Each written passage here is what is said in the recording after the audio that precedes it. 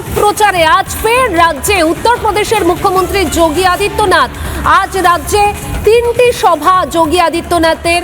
বারাবণী, রামপুরহাট ও বোলপুরে সভা করবেন যোগী আদিত্যনাথ। বিজেপি প্রার্থীদের সমর্থনে তিনি সভা করবেন। ভোট প্রচারে আজ ফের রাজ্যে যোগী আদিত্যনাথ। এবং একদম আপনাদের জানাই যে ঠিক কখন কোথায় সভা রয়েছে। একটার সময় রামপুরহাটে, তিনটের সময় বোলপুরে তিনি সভা করবেন এবং এরই পাশাপাশি একাধিক জায়গায় তার সভা রয়েছে। 11:30টার সময় বারাবণীতে, অর্থাৎ কিছু সময়ের অপেক্ষা, এরপরে বারাবণীতে যোগী আদিত্যনাথের সভা রয়েছে।